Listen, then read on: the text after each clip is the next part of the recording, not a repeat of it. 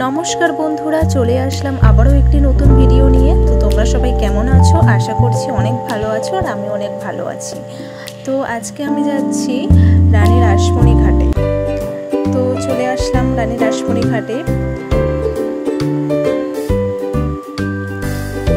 ওয়েদারটা দেখো, খুব সুন্দর। তো এসে একটা মন্দির চোখে পড়লো। মন্দিরটার নাম আমি ঠিক জানি না, তোমরা যদি কেউ জেনে থাকো অবশ্যই কমেন্টে বলো।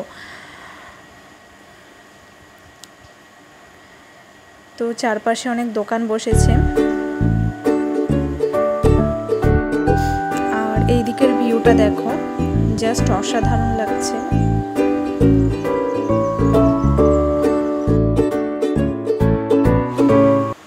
তো এই একটা মন্দির দেখো, এই মন্দিরটার নাম হচ্ছে শ্রী শ্রী জগৎমাতা রামকৃষ্ণ সেবাশ্রম। খুব সুন্দর লাগছে মন্দিরটা। তো মন্দির দর্শনের পর আমরা গঙ্গার পাড়ে এসে দাঁড়িয়েছিলাম, আর হঠাৎ চোখে পড়লো একটা জেলে, সে এখন মাছ ধরছে জাল ফেলে। আর এইদিকে জায়গাটা দেখো, এই জায়গাটা অনেকের কাছেই পরিচিতি, কারণ এখানে অনেকেই ভিডিও শ্যুট করতে আসে, আবার অনেকেই প্রি ওয়েডিং শ্যুট করতে আসে।